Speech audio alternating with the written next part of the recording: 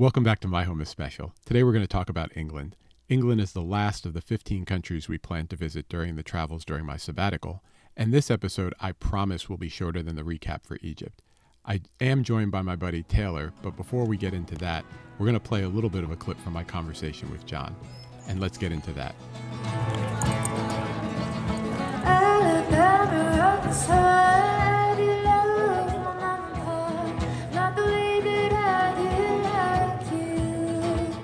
I'm excited that John was able to rejoin us after the last place we visited, his home country of England. John, welcome back to My Home is Special. Thank you very much, Keith.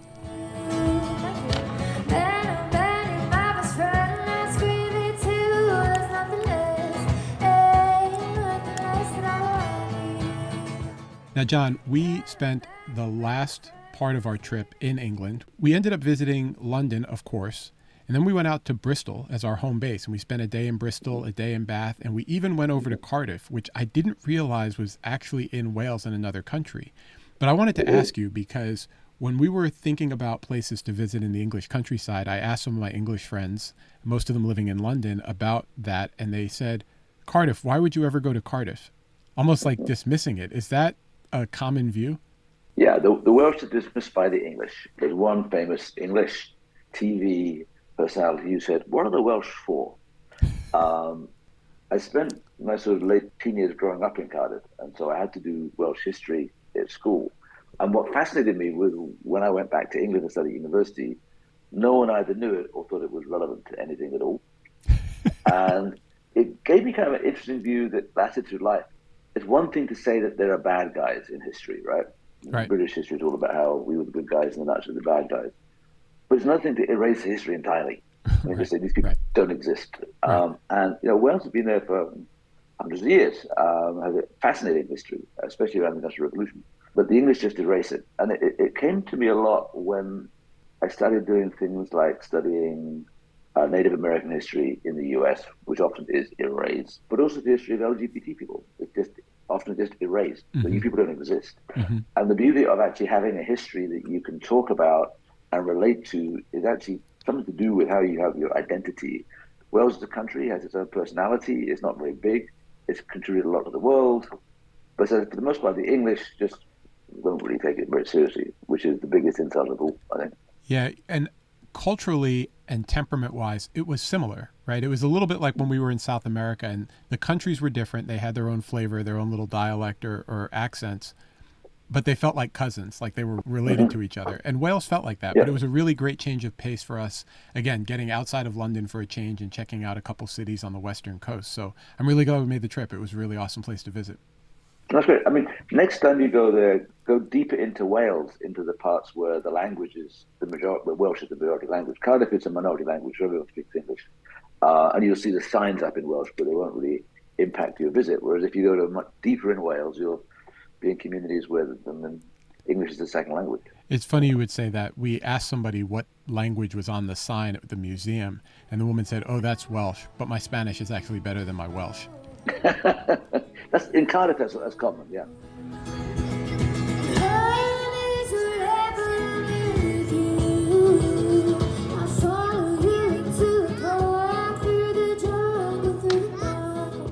So, John, when we talked, you told a story about getting fish and chips with your dad, and I would say I was really looking forward to the fish and chips when I got to England. And sadly, on our first day in London, we went to a restaurant that was sold out of them. They hadn't gotten their shipment for the day. But I am proud to say that I had it 4 or 5 times while I was there.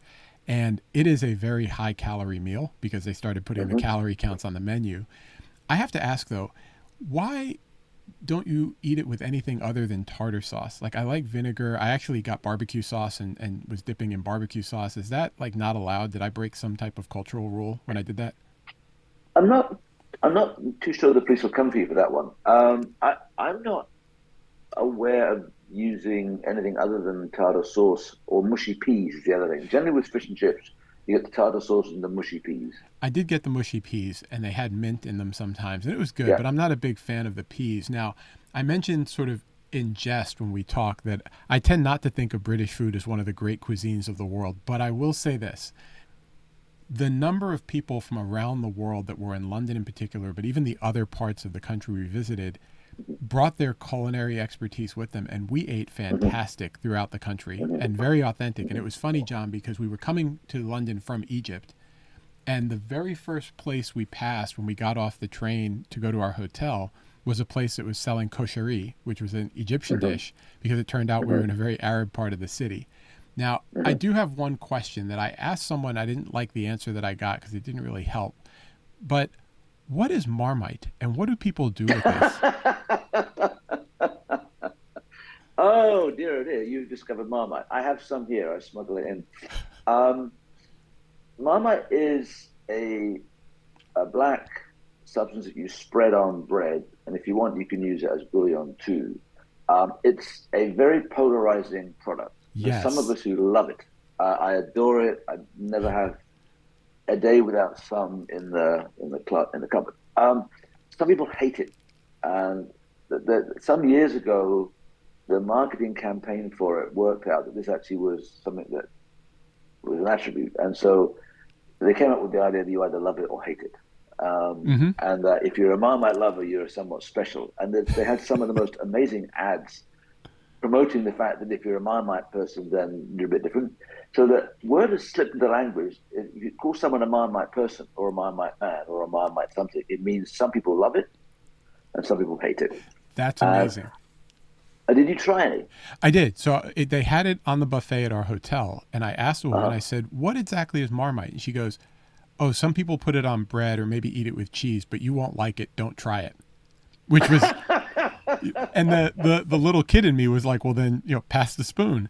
Um, Yeah, so I did. I opened it up and I tried it. And the smell is unique. It's not offensive, but it's very pungent. yeah, Like you know something different is on the table.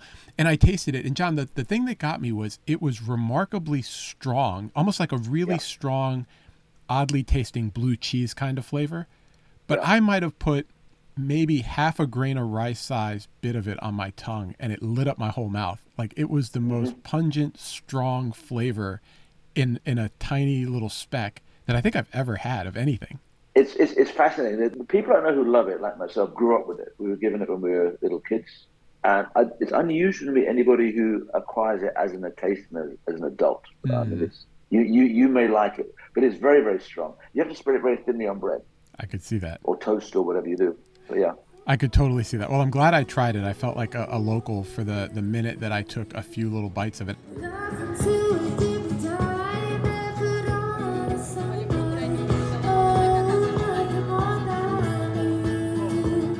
John, the last thing that we talked about that I wanted to bring up today was just the pub culture. hmm As expected, as I always see, the number of people outside just drinking and having a good time was everywhere in every city that we visited. But one of the coolest things we got to do in Bristol after going out for a day was we stopped to get food at a pub, and they were running behind, so it was going to take 45 minutes to get basic fish and chips and a burger, and they had a trivia night. So we got to actually like hmm experience a proper pub food dinner trivia night with my cider, and spent a couple hours there. Now we were an army of two, so I think we finished dead last. But I am proud to say that one of the categories for one of the rounds was Egypt, and fresh off of uh-huh. 2 weeks in Egypt, we felt like we were going to run the tables. We didn't, but we had a strong showing on that one. You It was try. really it was a really neat time to see a little bit of the pub culture and just hang out for a couple hours in a pub.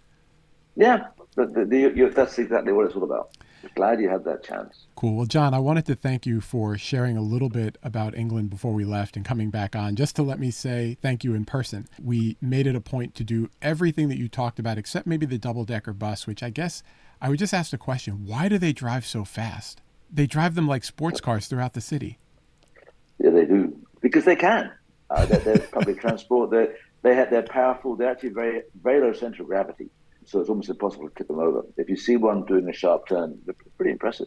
It is very impressive and very terrifying if you accidentally look the wrong way at the crosswalk, which I do pretty much 3/4 of the time when I'm in the UK.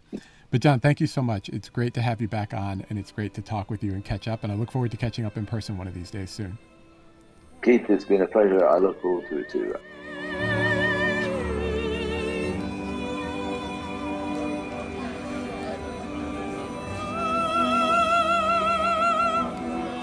I'm glad that John was able to come back, but as always, I'm excited to have Taylor on the podcast. Welcome back. Thank you for having me. Should we get into it? Let's do it.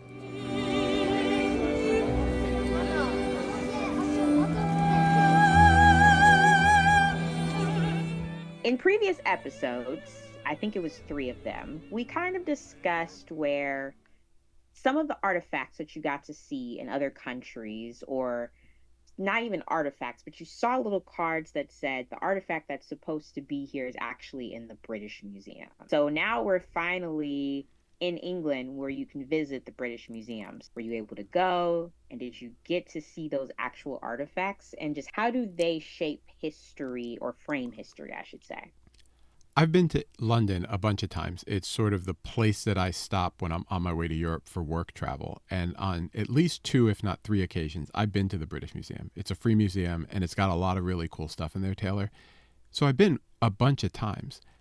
What I can say is that a lot of the things that I look forward to seeing in there are from places that I've never been up until now. And on this trip, I got to go after visiting places in South America and Asia and Africa and parts of Europe where they literally had artifacts that were taken and moved to the British Museum. And so it was really exciting to go back and see those for the first time, even though I'd already seen them before, if that makes any sense. Okay. For me, my next question would be actually seeing these exhibits. How did they frame saying that they had these things, or did they just go right over it? They don't really say how they got there. The places things were taken from say how they were taken. But at the British Museum, you can just sort of go and assume, I guess, they were gifted by all these countries around the world. I got to jump in with something I forgot to mention to Taylor. While we were at the British Museum, we saw one of the Moais from Easter Island. Around the back of the exhibit, they had a photo of this group of people. It turns out they were a delegation from Chile that had talked about how this was stolen from the island back in the day, and they were there asking for its return. Instead of giving it back 5 or 6 years ago when they asked, they just took a picture of the delegation and put it on the exhibit, which is totally insane. Okay, let's get back on track. When you go to the British Museum, you can walk in, and one of the things that you can see right away on the ground floor is a Rosetta Stone. And it's right there. And you're like, oh crap, that's the Rosetta Stone is right there, but it's in the entranceway of the Egypt Gallery. And I remember going and being amazed when I first saw it because they have a lot of statues and they have other things in there where you're just like, that is amazing. And it looks stunning. And I really felt differently when I went back this time. Do you feel like maybe you were a little bit more, I don't want to say the word judgmental, but maybe you just weren't as amazed now? You were more kind of critical? It's funny that you would say it like that because that's how I would think about it in part. I wasn't upset to see it there, and I wouldn't say that I was more judgmental or critical. It was actually just a little bit sad because when I first saw those things in the British Museum, and I went for a work thing one time, and then I went back on my own, and I always just spend time in the Egypt one. And some of the statues, and they have like an arm of a statue or the head of a statue, and it's massive, and you're like, oh my goodness.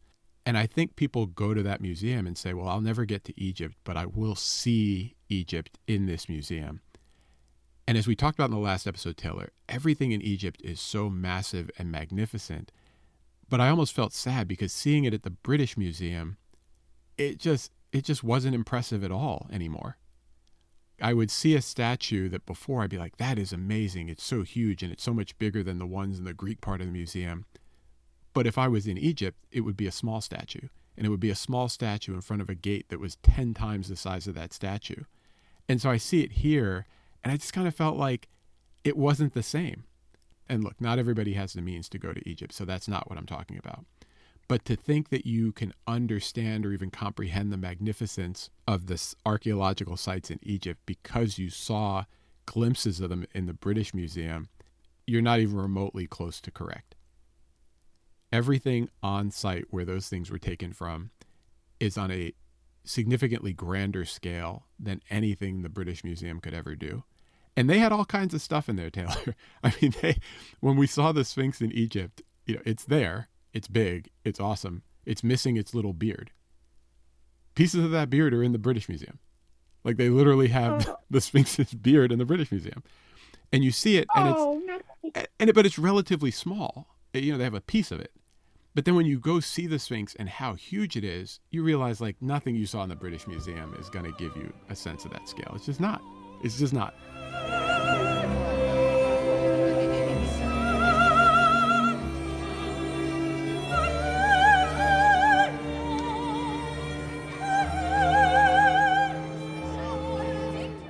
It's interesting. So we talk about with Egypt the difference between actually being able to travel there versus having to experience a country through the lens of a museum. But one of the first places we actually talked about this whole concept was in Ghana.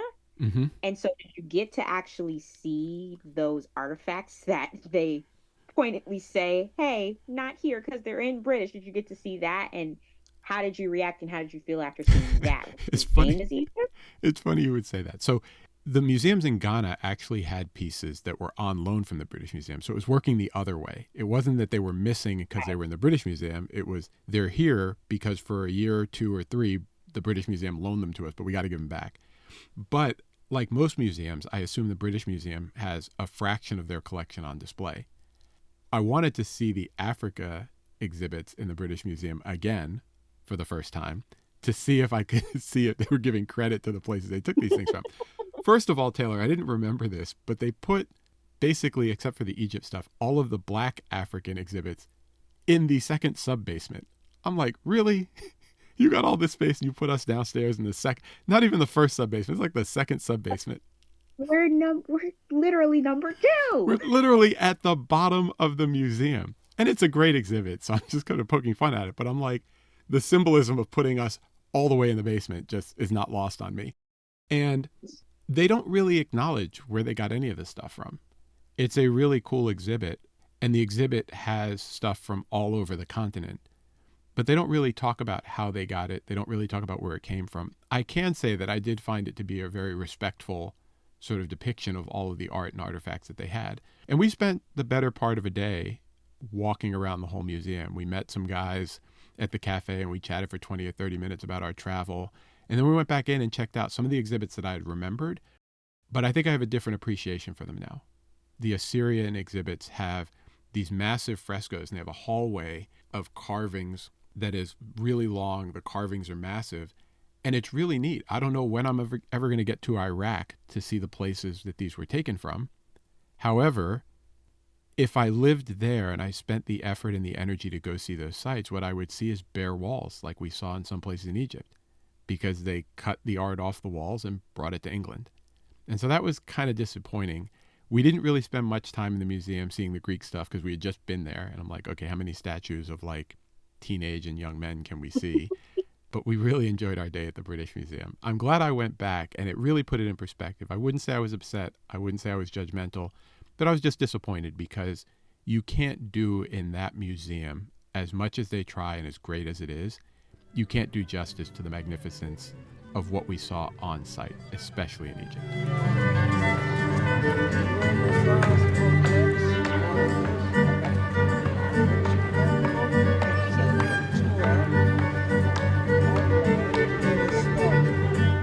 Taylor, on this trip, for the first time in England, we actually decided to get out of London and go check out the countryside. How about that? Are you proud of us? I mean, I kind of expect it, but I'm also very proud and also really excited to hear the fact that you guys just up and left. We did. We spent a decent amount of time asking people, where else should we go besides London? And everybody kind of shrugged. It's sort of like living in the Midwest. And you're like, what city should I visit besides Chicago? And everybody's like, well, if you really have to leave, I guess you could go to whatever city. But we ended up deciding, after a lot of discussion, to go out to Bristol, so a little bit west, which is near Bath and which is near Cardiff. And I didn't realize that Cardiff was actually in another country. So we planned on 15 countries and we ended up getting to 16 because we went to Wales. Wait, Wales is own country?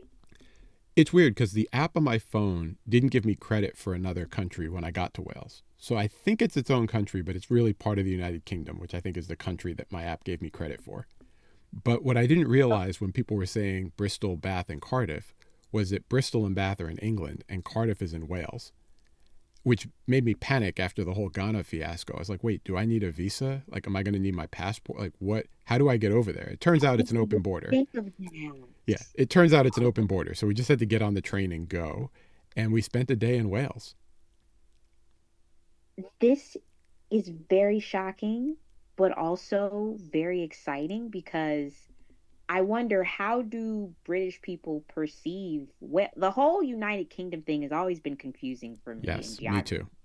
So how do they consider Wales to be, I guess, their neighbor? Is it a part of the country to them, or do they just totally ignore it? It's really funny. I talked about it a little bit with John, and people heard that at the top, but I'll say it again.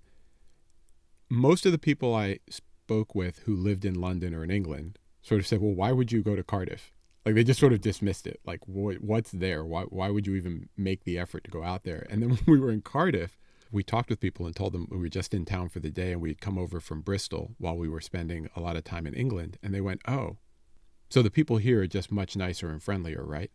Like they just immediately dismissed the Englanders the same way the English dismissed the Welsh. And it was really funny because it reminded us a little bit of Laos and Bolivia. And for listeners, they know we've talked about this before, but Bolivia feels like the little brother of the South American countries. Peru gets all the hype. Chile took its coastal access, and it's just sort of there with a bad reputation from the 80s. And it was awesome. But when you're in Bolivia, all they keep talking about is Peru this and Peru that. And when we went to Laos, they were very particular about telling us the Emerald Buddha, one of the three most sacred Buddhas in the religion, was taken by Thailand. And then you get to Thailand and they're totally dismissive. They're like, well, that's what the legend says, but we have it. So I don't, that's ancient history. But it's very present history to the people in Laos. And in some ways, our time in Wales felt like that. They're their own country. They're very proud. We had a great day checking out Cardiff Castle and all this other stuff. But they do sort of talk about the English in a way that's like, hey, we're cool too, which I thought was pretty funny.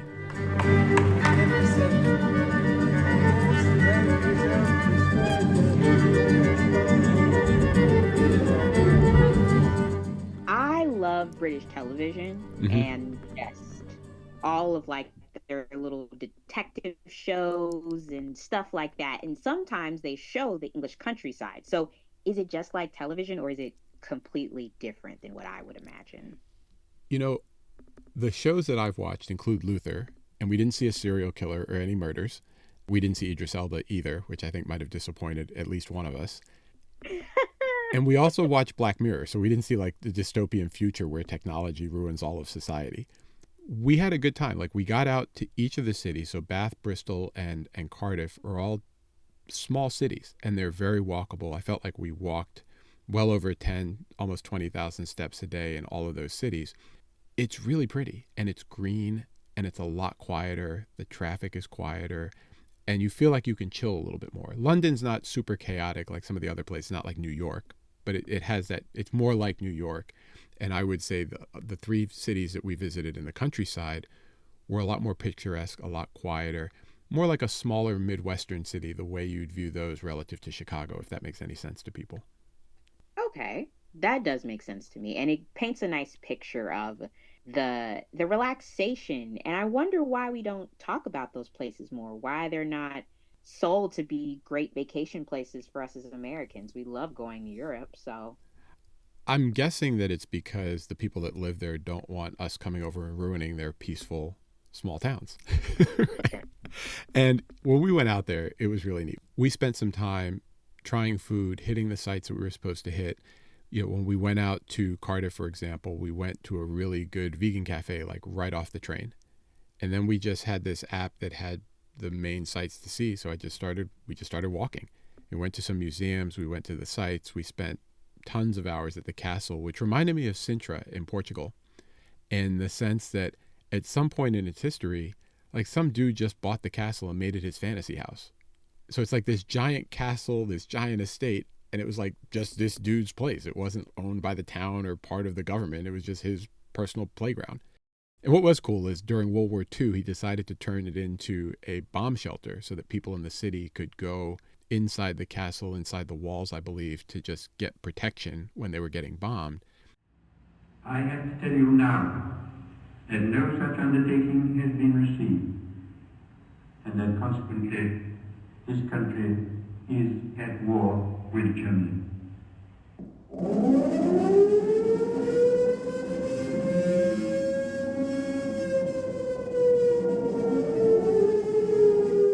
And then sometime after World War II, they donated it to the city.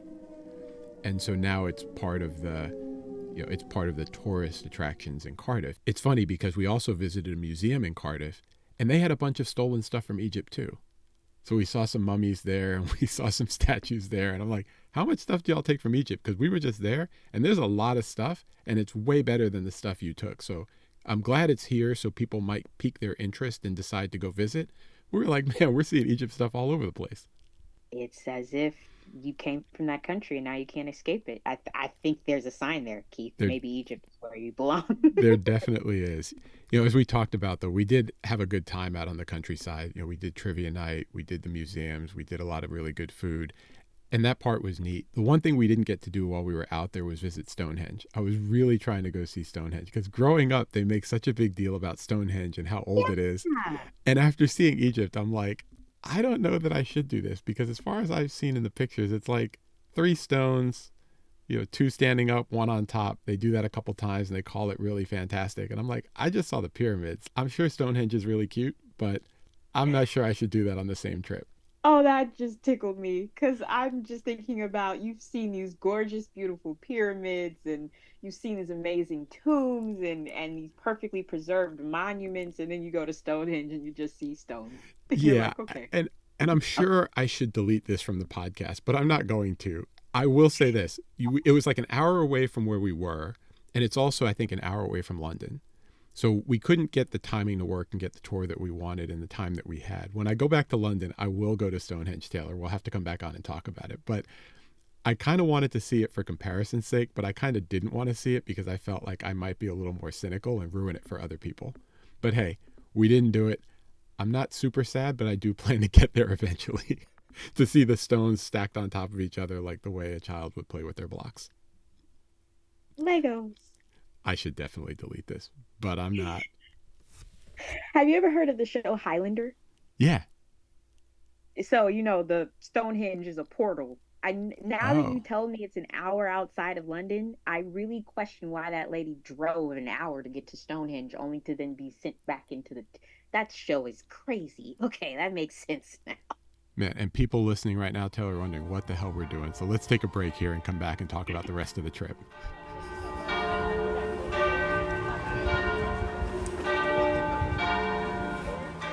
One thing that I love about your travel journey and just how you travel, Keith, is that you always happen to do side quests. Mm-hmm. And you always happen to do something a little different, something a little special in the places that you visit. So what was the special stops or the special places that you got to see? I'm going to try and do this quick because we did do a lot of things, even though we really didn't have a plan. Our flight had to connect through England on the way home, so we stayed for a week. One of the things we did was look for a show to go see. Several years ago, I did a pro bono project for the city of Chicago, and we were looking at how Chicago can use its creative and cultural assets to improve the economics throughout the city. Basically looking at all of our creative assets and saying which ones and how should we leverage them to attract more tourists.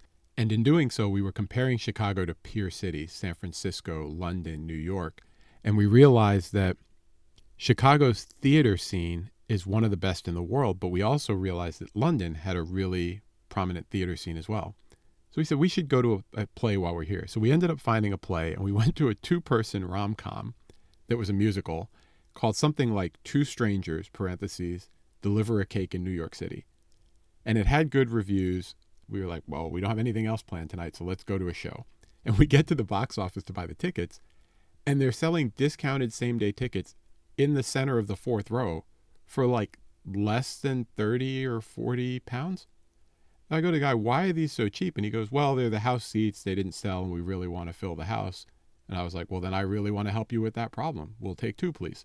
And so we went to a rom-com, and it was actually really funny. It needs to be here in Chicago at the Court Theater one of these days. But we also got out in the other cities, which was pretty cool. I have never gotten really into theater, but I've always wanted to try out, doing like the second city stuff or the shows or the plays. And I've always heard that London scene is really great for that. So it's actually really cool you got to see that. However, I did not expect for you to be a rom-com person. We needed something just light. Like we just wanted to go chill. And I didn't want to go see one of those big musicals. They had Hamilton showing a couple different plays. Like I didn't need all that. We just wanted to go see something simple, cool, in a little quiet theater. It wasn't that little, but it was really cool. And we're not theater people either, although we've been members of the Court Theater here in Chicago for a long time. and really enjoy those plays. We go to 4 or 5 a year, and it's just good. It gets us out, and we make sure that we have a date night at least 5 Sundays a year. So we took advantage to go out while we were in London and really enjoyed it. So no complaints for us there. But hey, I'll respect the talent. And when in London, do what Londoners do, which is go to theater. And that's what we did.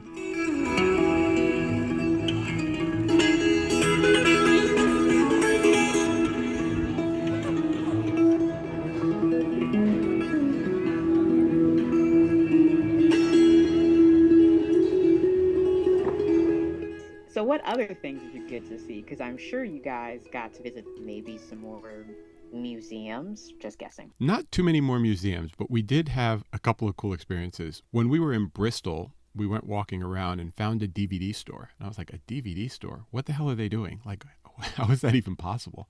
I opened the door, Taylor, and it's not a huge store, but they have 22,000 DVDs in this store. And I know because I asked. And they're so many of them that they don't use the cases. They just sort of have the DVD in like a plastic sleeve with the artwork that would have been on the cover. And they've got it like jam-packed, floor to ceiling, effectively 360 degrees minus the door that you walk through, just wall-to-wall DVDs.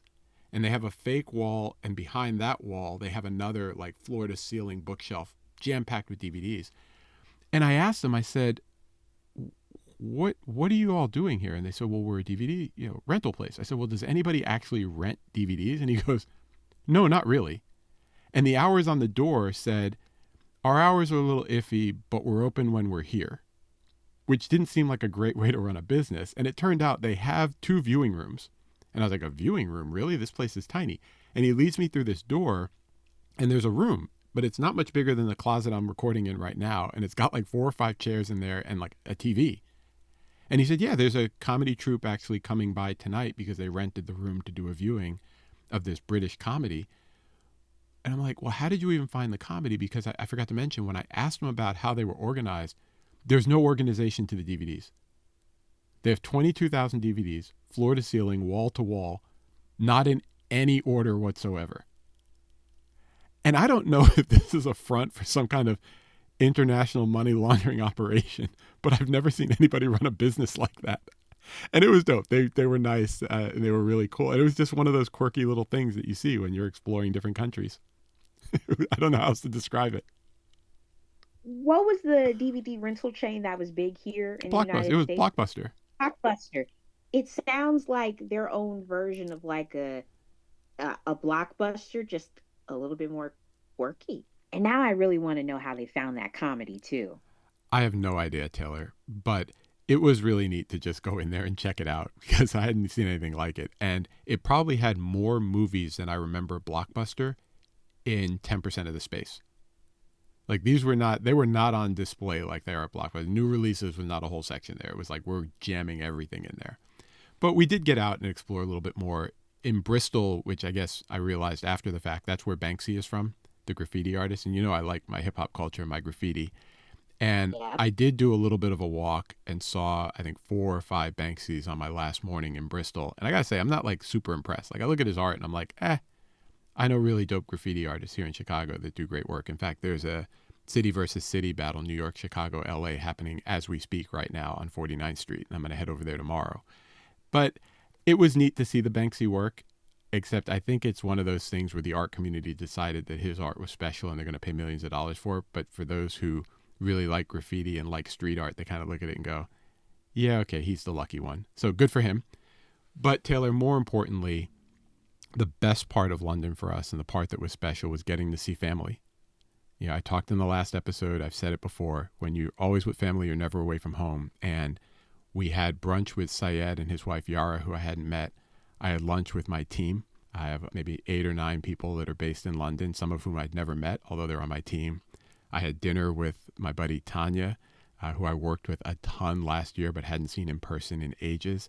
And then we had dinner and spent a great evening with Lucas and Alex. It's like my brother and his wife, who I met in business school, and they're like some of our closest friends. And so it was really awesome to just spend time with them in London. So we did some of the tourist stuff. We did the museums. We walked around a lot.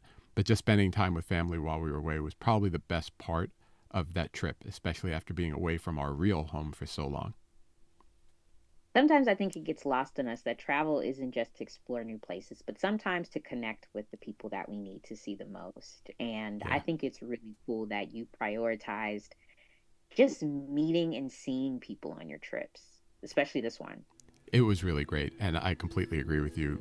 The need to reconnect with people and just maintain those relationships is important to me. And I'm glad they were available and willing to catch up. It was great.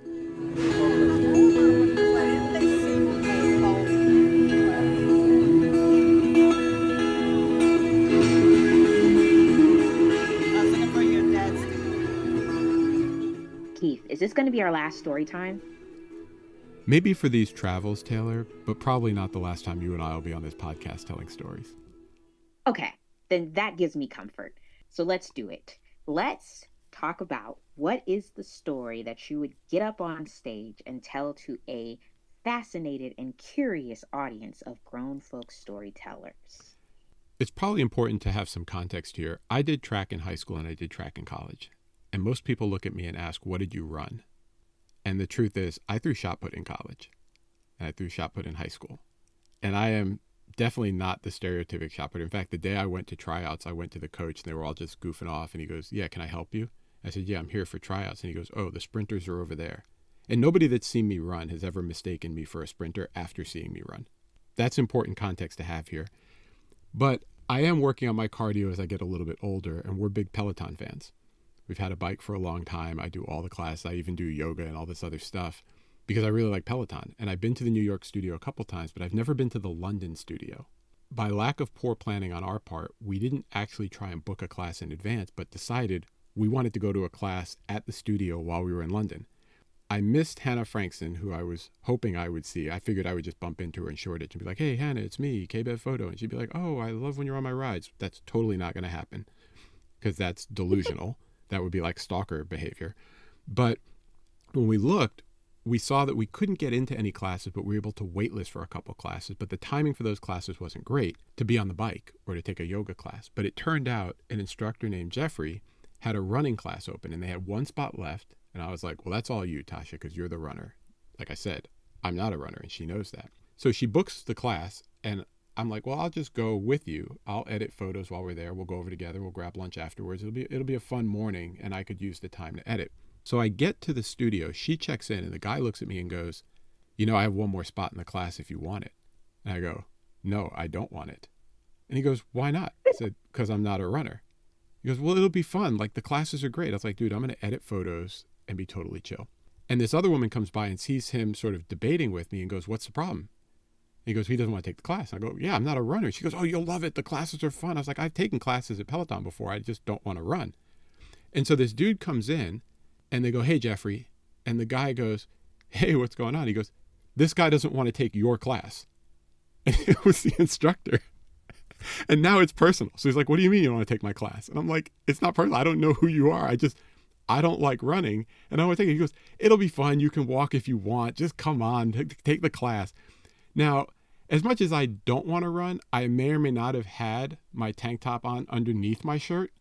And so as they're talking, I start taking off my jacket. Now I've got 3 people behind the counter and the instructor literally cheering me on, causing a ruckus in the lobby of the studio. And I'm in. Take out my credit card. Boom. I'm taking the class. If you have any loose garments on you, please drop your shoelaces. If you get tangled on the equipment, we will untangle you, but it's not fun to watch on camera. So no loose garment. Also, we got enough biking thread for everyone. No pushing, no scratching, no air pulling. Yeah? Cool. All right. I go downstairs to change in the locker room. Tasha's coming upstairs and she sees me in my Peloton tank top. And she goes, what are you doing? I go, yeah, I'm in. And she goes, what are you talking about? So yeah, Jeffrey told me I needed to take his class. So I go down to the locker room and I put my stuff in. And by the way, Taylor, the coolest thing about this place, which shows you how more mature other countries are, a lot of places have unisex bathrooms, right? Gender neutral bathrooms. It's a room and you just go in there and whatever you got to do, you do, but you're in the room by yourself. So there's not like a men's room and a women's room. It's the bathroom. The Peloton studio actually had a unisex all gender locker room.